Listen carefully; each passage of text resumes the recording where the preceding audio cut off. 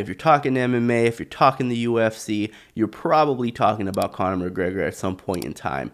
And in this case, he goes to Miami, spends very little time in Miami, and gets into a whole lot of trouble. His name's all over the tabloids. His name's all over news feeds.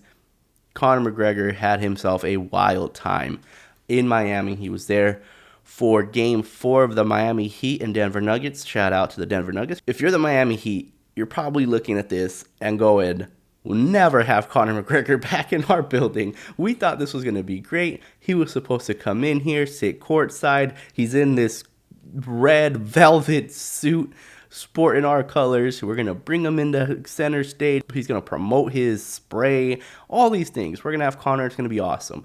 And now all of a sudden you're sitting here with 2 lawsuits on your hands, not knowing what the heck was going on.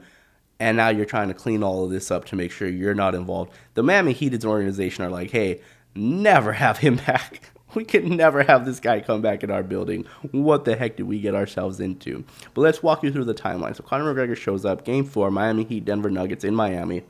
And he's there, and he's supposed to promote his cryotherapy spray, right? It's a sports spray. I don't know if you guys have seen it so far. It's called Tidal. He's supposed to promote that.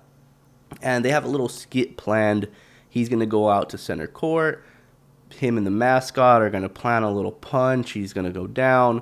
Conor throws a follow-up shot. We don't really know. We definitely know the first punch was scheduled to happen.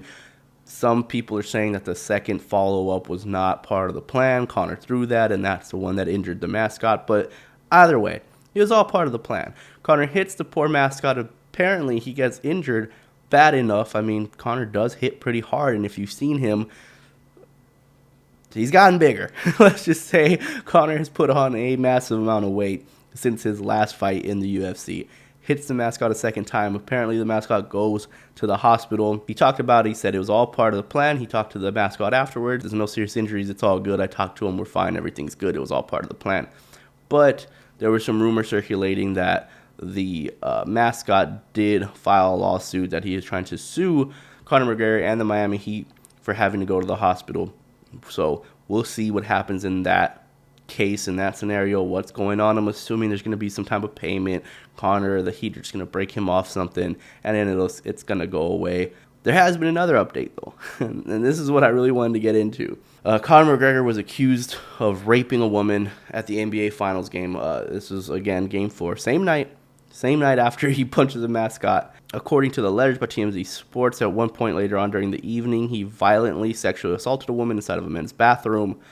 In the letters, Mitchell claims that NBA and Heat security helped separate the woman from her friend. Mitchell would be the lawyer. Helped separate the woman from her friend, then forced her into a restroom that McGregor and his security guard were already inside of. The letters say security refused to let the woman exit or allow anyone else, including her friend, inside the bathroom. The lawyer then claims McGregor emerged from inside of a handicap stall, shoved his tongue in the victim's mouth, and aggressively kissed her. According to the letters, the woman was able to get McGregor off of her by telling him she had to urinate, but then McGregor allegedly forced her to have oral sex with him. McGregor is then accused of grabbing the woman and pinning her against the wall before attempting to sodomize her. Mitchell says in the letters the woman was able to elbow McGregor repeatedly, which gave her a window to escape. However, she allegedly fled in such a hurry she left her purse, which Mitchell says McGregor's security guard held hostage until she pleaded with them for its return. Okay, so we have that story, right? Let's walk you through it. So far, all we have here, I walk you through the timeline. We have a lot more information that came out, but just walking through the timeline of what we just read, what I just read to you. There's a woman that says she's there. Security team, the NBA and the Miami Heat security team, pull her from her friends, separate her from them, force her into a restroom where Conor McGregor and his security guard are waiting for her in a bathroom stall. They don't let anybody in. They're not letting anybody out. Nobody's allowed in that restroom but her, Conor McGregor, and that security guard. And again, Conor McGregor's already waiting for her in a stall. Security team take her away and force her into a restroom and then barricade it.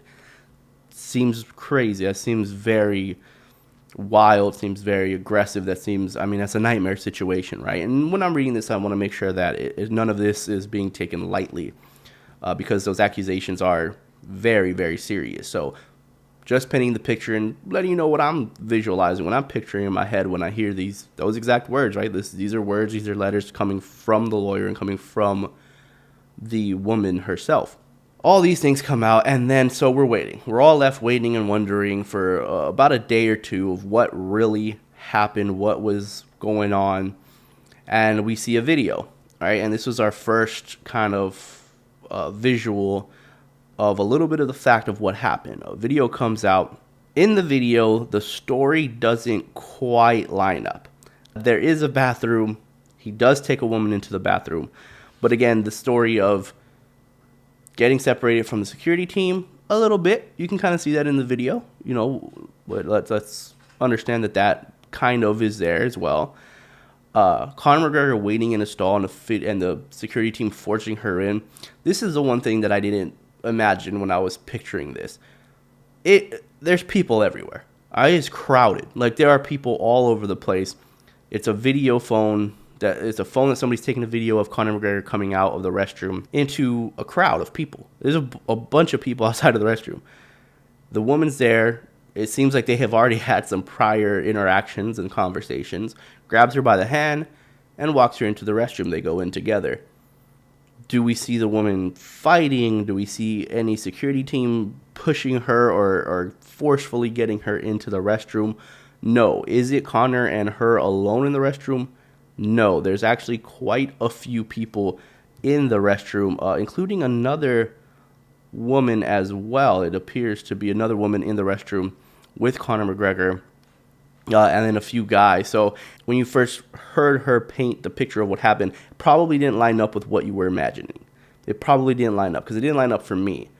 But we still don't know what happened, right? We're not just going to jump to conclusions and said, oh, that piece of the story doesn't quite line up with what you said, therefore none of the part of the story, nothing in that story is now trustworthy. We can't really go that far. Like, something still could have happened in that restroom. But then the part that kind of makes it fall a little bit after was video showing Conor and that woman together again in a nightclub after the incident had taken place. Conor McGregor's team responding to new video just coming into our newsroom that appears to show the UFC star hanging out at a club with the same woman he's accused of raping. After Conor McGregor attempted to rape her, they ended up at a nightclub together.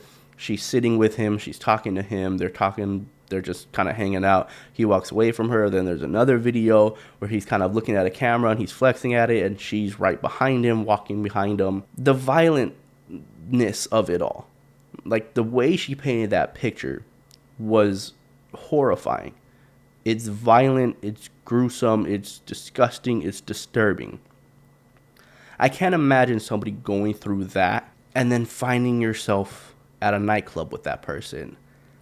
You would have to imagine that now she's being forced. Like, there has to be something else to it.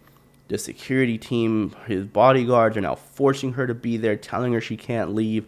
It's hard to believe that the story took place the way she said. Now, if anybody knows, whenever you have two sides of the story, what's the common rule here? What's the rule of thumb? When you have two different sides of the story, the truth usually lies somewhere in the middle. I can imagine Conor McGregor talking to this woman. She probably told him, I want to do X, Y, and Z. Conor being Conor, probably a whole lot of proper 12 in the system, maybe a little bit of that cocaine in the system, was like, that sounds like a great idea to me. I do not care how many people around. I don't care about how bad this looks. I don't care that I'm being an idiot. Let me take you into this restroom and let me have you finish off these promises that you've made.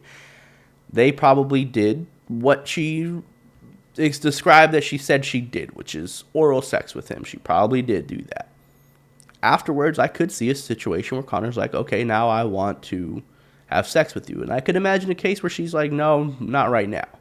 And he's like, all right, whatever. Maybe he got a little pissy. Maybe he didn't want to. And then they left. That is a scenario that I can see happening. Now, does that make Conor guilty of anything? Well, from a legal standpoint, no. The only thing it makes him guilty of is just kind of always being an idiot. Like, Conor just seems to never care about possible repercussions.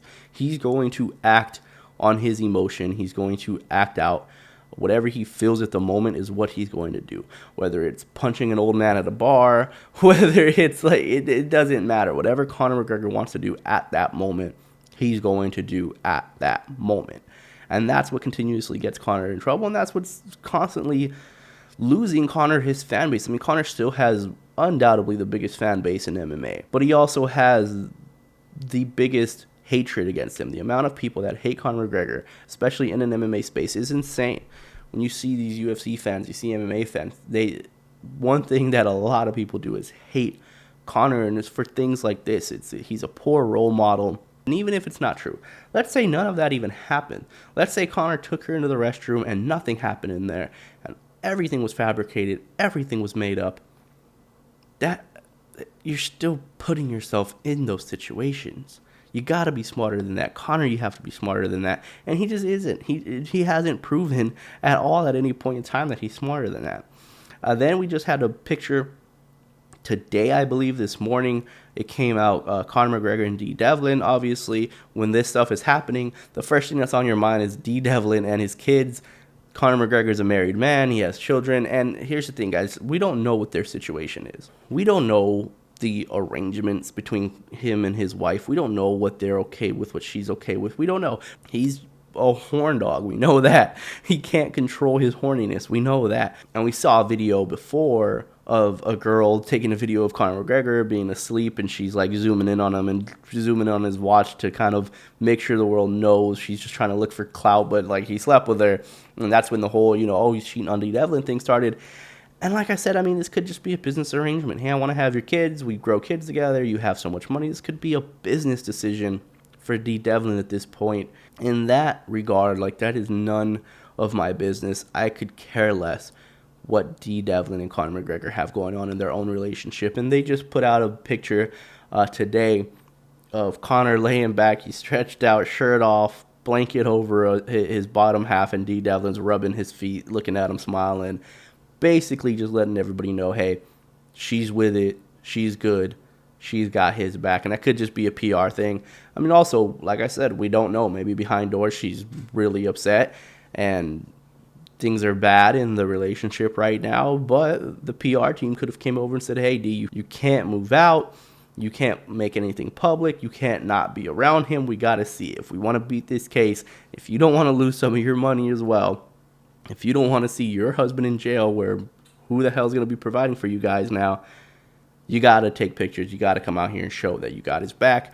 And you have to show the world that, hey, what Conor said is true. Nothing happened between him and that girl, and I know that. That's the image we need to sell to the public. But Conor, again, man, just getting in trouble. So is Conor McGregor guilty?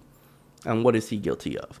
When he is under the influence of anything, whether it's drugs, alcohol, or horniness, he can't seem to help himself, and that's what he's guilty of. Hey guys, thanks for watching this clip from the Sicko Sports Podcast. If you want to catch the full episodes, you got to head over to Spotify, just type in Sicko Sports Podcast, or you can just click the link that's down in the description. Thanks as always. See you next time.